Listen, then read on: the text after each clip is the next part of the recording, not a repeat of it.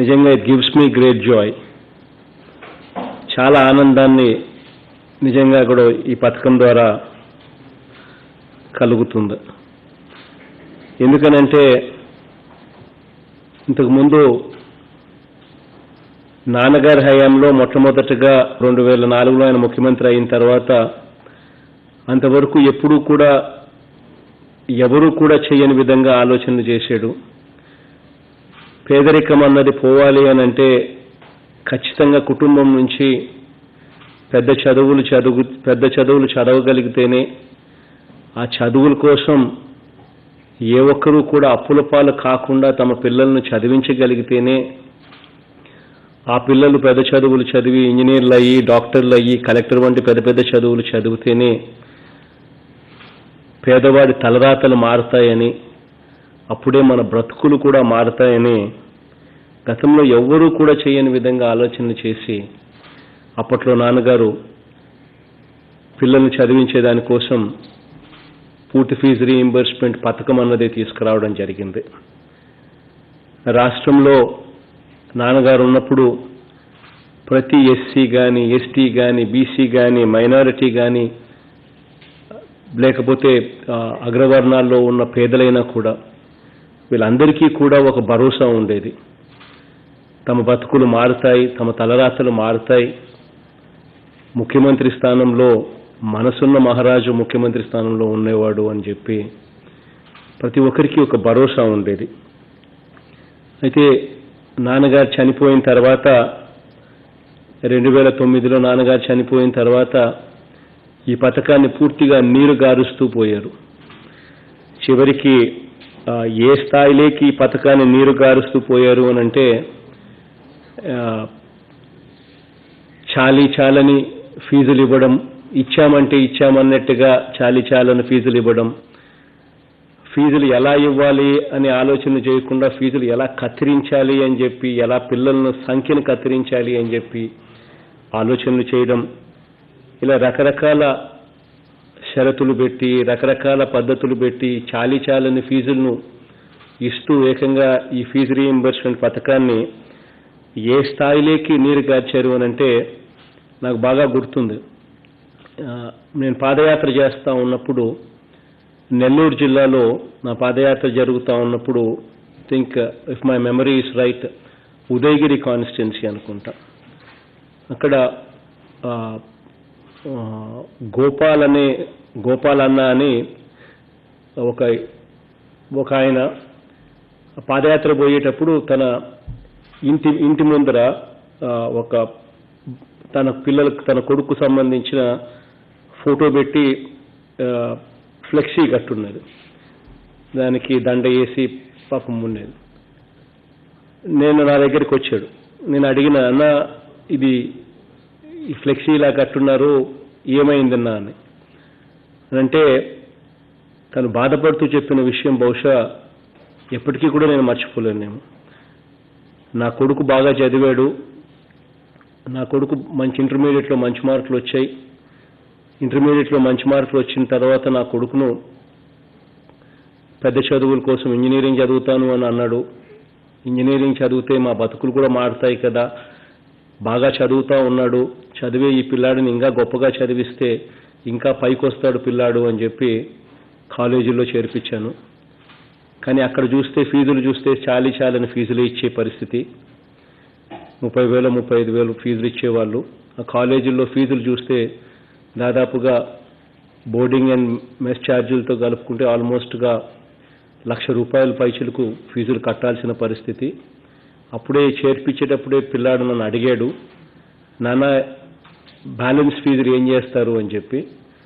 నేనేమో ఏదో ఒకటి చేస్తాలే నాన్న, నువ్వైతే చదువు అని చెప్పి పిల్లాడికి చెప్పొచ్చాను. అప్పు చేసి ఆ సంవత్సరానికి సంబంధించిన ఫీజులు నేను ఎలాగో పంపించి కట్టించాను. ఆ తర్వాత మళ్ళీ ఆ పిల్లాడు సెలవులకి ఇంటికి వచ్చాడు. ఫస్ట్ ఇయర్ అయిపోయిన తర్వాత వచ్చిన తర్వాత మళ్ళీ 2వ సంవత్సరం మళ్ళీ ఇదే కథే. మళ్ళీ 2వ సంవత్సరం చాలని ఫీజులు మాత్రమే ప్రభుత్వం ఇస్తూ ఉంది, మిగిలిన ఫీజుల పరిస్థితి ఏమిటి నాన్న అని చెప్పి మళ్ళీ అదే పిల్లాడు అడిగాడు. ఏదో ఒకటి చేస్తాలే నాన్న, నువ్వైతే వెళ్ళి బాగా చదువు అని చెప్పి నేను చెప్పాను అని చెప్పి. ఆ తర్వాత ఆ పిల్లాడు కాలేజీకి వెళ్ళి తన చదువుల కోసం తన తండ్రి అప్పుల పాలు అవ్వడం చూడలేక కొవ్వొత్తిలా తన తండ్రి తన కుటుంబం కరిగిపోవడం తట్టుకోలేక ఆ పిల్లాడు ఆత్మహత్య చేసుకున్నాడు. ఆ ఆత్మహత్య చేసుకున్న ఆ పిల్లాడు ఫోటోను ఆ తండ్రి ఇంటి ముందర ఆ ఫ్లెక్సీలో కట్టి ఎంత బాధపడుతూ ఏడుస్తూ నాకు ఈ విషయాలు చెప్పాడు అనంటే, నిజంగా పేదవాడన్నవాడు అప్పుల పాలయ్యే పరిస్థితి ఎందుకు వస్తుంది అనంటే రెండు కారణాలు. ఒకటి చదువు, రెండోది అనుకోకుండా ఆ పేదవాడికి ఏదైనా అనారోగ్యం ఏదైనా వస్తే. ఈ రెండు కారణాల వల్ల పేదవాడు అప్పుల పాలయ్యే పరిస్థితి రాకూడదు అని చెప్పి ఆ రోజు నిజంగా నా మనసును చాలా కలత చెందింది.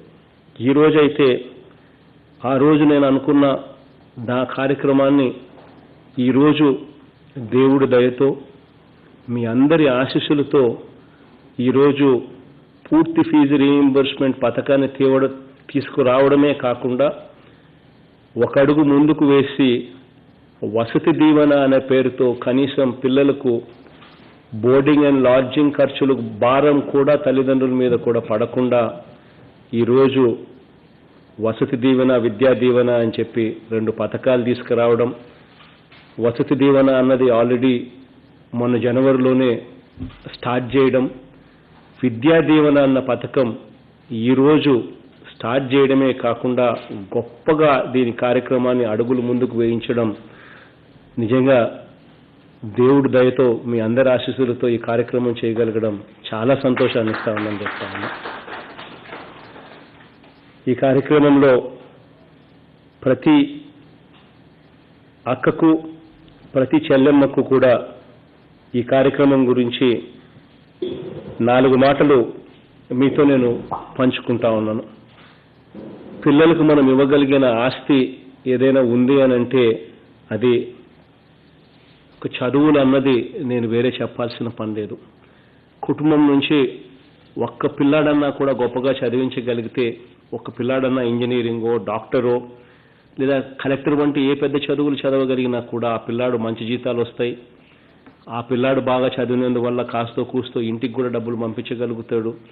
మన బ్రతుకులందరికీ అన్నీ కూడా మారుతాయి అని చెప్పి నేను వేరే చెప్పాల్సిన అవసరమూ లేదు. మీ అందరికీ కూడా తెలిసిన విషయమే. ఈ దిశగానే అడుగులు వేస్తూ మొట్టమొదటిసారిగా రాష్ట్ర చరిత్రలో ఎప్పుడూ కూడా జరగని విధంగా టోటల్గా మార్చి 31 తారీఖు దాకా ఉన్న పూర్తి బకాయిలన్నీ కూడా ₹1 పెండింగ్ పెట్టుకోకుండా ఇవ్వగలిగినాము అనంటే ఇది రాష్ట్ర చరిత్రలో ఇంతవరకు ఎప్పుడు జరగని అంశం. 2018-19 సంవత్సరానికి అంటే గత ప్రభుత్వం ఫీజుల రీయింబర్స్మెంట్ కోసం పెట్టిన బకాయిలు దాదాపుగా 1880 కోట్ల రూపాయలు గత ప్రభుత్వం బకాయిలను కూడా మనం ఫీజులు కట్టడమే కాకుండా ఈ సంవత్సరం 2019-20 సంవత్సరం అంటే మన ప్రభుత్వం అధికారంలోకి వచ్చిన తర్వాత ఏదైతే ఫీజులు ఈ 4 త్రైమాసికాలకు అంటే 4 క్వార్టర్స్కు సంబంధించిన ఫీజులు మొత్తం మార్చి 31 తారీఖు దాకా కూడా పూర్తిగా మొత్తం 4,200 కోట్ల రూపాయల పైచిలుకుగా ఈ పథకం కోసం ఖర్చు చేస్తూ ₹1 బకాయి లేకుండా పూర్తిగా కట్టగలిగాము అని చెప్పి గర్వంగా కూడా నేను చెప్తా ఉన్నా. రాష్ట్ర చరిత్రలో ఇది ఎప్పుడు జరగని విధంగా కూడా చేశాము అని చెప్పి కూడా గర్వంగా కూడా చెప్తా ఉన్నా. ఈ కార్యక్రమం ఒక అడుగు ముందుకు కూడా తీసుకొని పోతా ఉన్నాం. ఈ కార్యక్రమంలో ఈ కార్యక్రమం పూర్తిగా ఫీజులు కాలేజీ యాజమాన్యాలకు ₹1 కూడా బకాయిలు లేకుండా పూర్తిగా చెల్లించాం కాబట్టి ఈ పథకము ఇంకా ఒక అడుగు ముందుకు తీసుకొని పోతా ఉన్నాం. ఈ పథకంలో భాగంగా నెక్స్ట్ అడ్మిషన్స్ అంటే జూన్లో ఇప్పుడు కాలేజీలు మళ్ళీ తెరుస్తారు. అప్పుడు మళ్ళీ కొత్తగా అడ్మిషన్లు చేరే వాళ్ళు చేరుతారు. పిల్లలు ఆల్రెడీ చదువుతున్న వాళ్ళు మళ్ళీ కాలేజీలకు పోవడం మొదలు పెడతారు. మళ్ళీ కొత్తగా 2020-21 సంవత్సరం మొదలవుతుంది. ఈ 2020-21 సంవత్సరం ఏదైతే మొదలవుతుందో ఆ మొదలయ్యే ఆ సంవత్సరానికి సంబంధించి టోటల్గా ప్రతి త్రైమాసికం అంటే జూన్ ఫీజులు ఫస్ట్ త్రైమాసికం జూన్, జూలై, ఆగస్ట్, సెప్టెంబర్లో త్రైమాసికం అవుతుంది. జూన్ త్రైమాసికం ఫీజులు సెప్టెంబర్లో ఏకంగా తల్లుల ఖాతాలకే వేస్తాం. ఆ ఫీజులు తల్లులకే ఇస్తాం. అట్లా ప్రతి క్వార్టరు ప్రతి త్రైమాసికం ఫీజులు తల్లుల చేతిలోనే పెట్టే కార్యక్రమం చేస్తాం.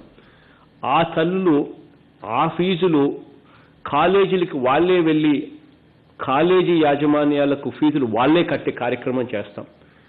ఎందుకు ఈ కార్యక్రమం చేస్తా ఉన్నామనంటే తల్లులు ఎప్పుడైతే ఫీజులు కట్టడం మొదలు పెడతారో అప్పుడు కాలేజీ యాజమాన్యాలను తల్లులు అడగగలుగుతారు. ఎందుకంటే తల్లులే ఫీజులు కడతా ఉన్నారు కాబట్టి ఆ కాలేజీల్లో ఫెసిలిటీస్ బాగలేకపోయినా, ఆ కాలేజీల్లో టీచింగ్ స్టాఫ్ కానీ బాగలేకపోయినా, ఇంకొకటైనా కానీ ఆ కాలేజీ యాజమాన్యాలను తల్లులు ప్రశ్నించగలిగే పరిస్థితి వస్తుంది. అదొకటే కాకుండా తల్లులు ప్రతి 3 నెలలకు ఒకసారి ఫీజులు డైరెక్ట్గా నేరుగా వాళ్ళే కడితే అప్పుడు తల్లులు మన పిల్లలు ఎలా చదువుతున్నారు, వాళ్ళకు 75% అటెండెన్స్ ఉందా లేదా, మన పిల్లలు కూడా కాలేజీలకు కూడా వస్తున్నారా లేదా అన్న అంశం కూడా తెలుసుకోగలుగుతారు. దీనివల్ల ఆత్మగౌరవం పెరుగుతుంది. మనమే కాలేజీలకు ఫీజులు కడతా ఉన్నాం కాబట్టి కాలేజీని ప్రశ్నించగలిగే పరిస్థితులకు కూడా మనం పోతాం అని ఈ మార్పు కూడా చేయగలుగుతా ఉన్నాము అని చెప్పి కూడా ధైర్యంగా కూడా నేను చెప్తా ఉన్నా. ఎందుకనంటే ₹1 కూడా బకాయిలు పెట్టకుండా కాలేజీ యాజమాన్యాలు కట్టాల్సిన ఫీజులన్నీ కట్టేశాం కాబట్టి కాలేజీ యాజమాన్యాలు కూడా ధైర్యంగా ఓకే ఈ ప్రభుత్వం పిల్లల చదువులు కట్టుబడి ఉంది, ఖచ్చితంగా ఈ ప్రభుత్వం మా ఫీజుల్లో ఎటువంటి జాప్యం కూడా చేయదు అన్న నమ్మకం కాలేజీ యాజమాన్యాలకు కూడా ఇస్తాం. ఇది ఒక కొత్త ఒరవడికి నాంది పలుకుతుంది అని కూడా సగర్వంగా ఈ వేదిక మీద నుంచి తెలియజేస్తా ఉన్నాను. అంతేకాకుండా పిల్లల కోసం వసతి దీవెన అని జనవరిలో ఇంతకుముందు స్టార్ట్ చేశాం. సంవత్సరానికి 2 సార్లు, జనవరి, ఫిబ్రవరిలో ఒకసారి, మళ్ళీ జూలై, ఆగస్టులో మళ్ళీ రెండోసారి పిల్లలకు వసతి కోసము బోర్డింగ్ అండ్ లాడ్జింగ్ ఎక్స్పెండిచర్ కోసం సంవత్సరానికి ప్రతి పిల్లాడికి ₹20,000 అది కూడా తల్లులకే ఇస్తాం. సంవత్సరానికి 2 సార్లు ఇస్తాం. సంవత్సరానికి 2 దఫాల్లో ఒక్కొక్క దఫా ₹10,000 చొప్పున జనవరి, ఫిబ్రవరిలో ఒక 10,000 ఇప్పటికే ఇవ్వడం జరిగింది. మళ్ళీ జూలై, ఆగస్టులో మరో 10,000 తల్లులకు మళ్ళీ వాళ్ళ ఖాతాలో కూడా వసతి దీవెన కూడా ఇవ్వడం కూడా జరుగుతుంది. ఈ వసతి దీవెన, ఈ విద్యా దీవెన, ఈ రెండింటి వల్ల ఏ తల్లి కూడా తమ పిల్లల్ని చదివించుకునే దానికోసం అప్పుల పాలు కాకుండా ఏమాత్రం కష్టపడకుండా తమ పిల్లలను గొప్పగా చదివించగలుగుతామని సంపూర్ణ నమ్మకం, విశ్వాసంతో ఈ గొప్ప కార్యక్రమానికి కరోనా కష్టాలు ఎన్నున్నా కూడా ఈ కార్యక్రమానికి శ్రీకారం చుడతా ఉన్నానని చెప్పి కూడా తెలియజేస్తా ఉన్నాను ప్రతి తల్లికి కూడా. అంతేకాకుండా ప్రతి తల్లికి కూడా ఇంకొక విషయం కూడా చెప్పాల్సిన అవసరం ఉంది. ఇప్పుడు మనం గడిచిన సంవత్సరాలలో అడ్మిషన్ తీసుకున్న వారికే కాకుండా పై తరగతులు చదువుతున్న విద్యార్థులకు కూడా పూర్తి ఫీజు రీయింబర్స్మెంట్ పథకాన్ని మన ప్రభుత్వం ఈ సంవత్సరం నుంచి అమలు చేస్తా ఉన్నాం. కాబట్టి 2019-20 సంవత్సరంలో, అంటే లాస్ట్ ఇయర్ 2019-20 సంవత్సరంలో ఏదైనా కాలేజీకి ఎంతైనా కానీ ఫీజు లేదా స్పెషల్ ఫీజు, కాలేజీలకు కూడా చెప్తాం, ఫీజులు అనేటివి ఒకటే ఫీజులే, ఇంకా ఫీజులు స్పెషల్ ఫీజులు అనే రకరకాలుగా తీసుకునేదానికి కూడా ఇంకా వీలు ఉండదు. ఏదైనా కూడా ప్రభుత్వమే కడుతుంది, ఫీజులు స్పెషల్ ఫీజులు అనేటివి ఇక ఉండవు అని చెప్పి కూడా కాలేజీ యాజమాన్యాలకు చెప్పడం కూడా జరిగింది. ఈ 19-20 సంవత్సరంలో, అంటే లాస్ట్ ఇయర్, ఈ సంవత్సరం మనం అధికారంలోకి వచ్చిన ఈ సంవత్సరంలో వాళ్ళ పిల్లల కోసం ఏదైనా ఫీజులు కన్నా ఒకవేళ కట్టి ఉంటే కాలేజీ యాజమాన్యాలు కన్నా ఏదైనా ఆ ఫీజులు తల్లుల దగ్గర నుంచి, ఆ పిల్లల దగ్గర నుంచి కానీ తీసుకోవడం కానీ జరిగి ఉంటే ఇప్పుడు కాలేజీ యాజమాన్యాలకు మనం పూర్తి ఫీజులు చెల్లిస్తున్నాం కాబట్టి ₹1 కూడా బకాయి లేదే కాబట్టి ఆ కాలేజీ యాజమాన్యాలు తల్లులకు ఫీజులు వెనక్కి ఇవ్వాలి. ఎందుకనంటే ఒకవేళ ఫీజులు కట్టి ఉంటే, తీసుకొని ఉంటే. ఆ కాలేజీ యాజమాన్యాలకు, తల్లులకు ఇద్దరికీ కూడా అయ్యే మేరకు లేఖలు కూడా రాశాము. బహుశా గ్రామ వాలంటీర్లు మీ దగ్గరికి వచ్చి ఈ లేఖలు కూడా రేపు మన్నాడులో మీకు ఆ లేఖలు కూడా అందుతాయి. కాలేజీ యాజమాన్యాలకు చెప్పడం జరిగింది, తల్లులకు చెప్పడం జరిగింది. ఒకవేళ తల్లుల దగ్గర నుంచి కాలేజీ యాజమాన్యాలు ఏమన్నా ఫీజులు కనుక ఒకవేళ తీసుకుని ఉంటే, మన ప్రభుత్వం ఆ ఫీజులు చెల్లించింది కాబట్టి ఆ ఫీజులు తిరిగి తల్లులకు వెనక్కి ఇవ్వాలి అని చెప్పి కాలేజీ యాజమాన్యాలకు చెప్పడం జరిగింది. ఒకవేళ ఏదైనా బై ఛాన్స్ ఒకవేళ కాలేజీ యాజమాన్యాలు ఏదైనా అలా చెయ్యని పరిస్థితి ఏదైనా ఉంటే, ఆ లెటర్లోనే మీకు రాసిన లేఖలోనే, తల్లులకు రాసిన లేఖలోనే ఒక నెంబర్ కూడా 1902 అనే నెంబరు కూడా రాశాము. ఆ నెంబర్కు ఫోన్ చేస్తే, ఏ తల్లైనా కూడా ఆ నెంబర్కు ఫోన్ చేస్తే వెంటనే ప్రభుత్వమే స్పందించి కాలేజ్ యాజమాన్యాలతో మాట్లాడి ఆ డబ్బులు వచ్చేట్టుగా కూడా ఖచ్చితంగా రాబట్టి ఇచ్చే కార్యక్రమం కూడా ప్రభుత్వం కూడా చేస్తుంది అని కూడా తల్లులకు కూడా తెలియజేస్తా ఉన్నాను. ఇదొకటే కాకుండా తల్లులు నెక్స్ట్ ఇయర్ నుంచి, అంటే 2020-21 సంవత్సరం నుంచి, నెక్స్ట్ ఇయర్ నుంచి ప్రతి 3 నెలలకు ఒకసారి ప్రభుత్వం ఫీజులు తల్లులకు ఇస్తుంది. తల్లులు వెళ్ళి కాలేజీ యాజమాన్యాలకు ఫీజులు కడతారే కాబట్టి అక్కడికి వెళ్ళినప్పుడు ఆ తల్లులు ఆ కాలేజీలు చూసినప్పుడు, ఆ కాలేజీలో వసతులు, ఆ కాలేజీలో ఫెసిలిటీస్ గురించి, టీచింగ్ స్టాఫ్ గురించి ఎక్కడైనా ఇంప్రూవ్మెంట్ సరిగ్గా లేదు, ఈ కాలేజీల్లో ఫెసిలిటీస్ సరిగ్గా లేవు అని తల్లికి అనిపిస్తే, ఆ ఫెసిలిటీస్ బాగుపరచాలి అని చెప్పి కానీ తల్లికి కానీ అనిపిస్తే, ఆ తల్లి అదే 1902 అనే నెంబర్కు ఎప్పుడు కూడా తల్లి గుర్తుపెట్టుకోమని అడుగుతా ఉన్నా. ఆ నెంబర్ ఎప్పటికీ కూడా యాక్టివేషన్లోనే ఉంటుంది. పోయినప్పుడు కూడా మీకు ఏదైనా కాలేజీలు ఇంకా బాగుపరచాలి, ఫెసిలిటీస్ సరిగ్గా లేవు కాలేజీలో అని చెప్పి అనిపిస్తే, ఆ 1902 నెంబర్కి ఆ తల్లి ఫోన్ చేసి చెప్పొచ్చు. అది హైయర్ ఎడ్యుకేషన్లో ఆ కాల్ సెంటర్ నేరుగా కూడా పెట్టడం జరుగుతూ ఉంది విత్ సీఎం ఆఫీస్ సూపర్వైజన్. కాబట్టి వెంటనే కాలేజీ యాజమాన్యాలకు అటువంటి ఫెసిలిటీస్ ఏదైనా లోపించినా, టీచింగ్ స్టాఫ్ సరిగ్గా లేకపోయినా, టీచర్లు సరిగ్గా లేకపోయినా కూడా తల్లులు కంప్లైంట్ చేసిన వెంటనే ప్రభుత్వం వెంటనే యాక్టివేట్ అవుతుంది. కాలేజీల్లో మళ్ళీ ఆ పరిస్థితులు ఇంప్రూవ్ చేసే విధంగా కూడా అడుగులు వేస్తాం.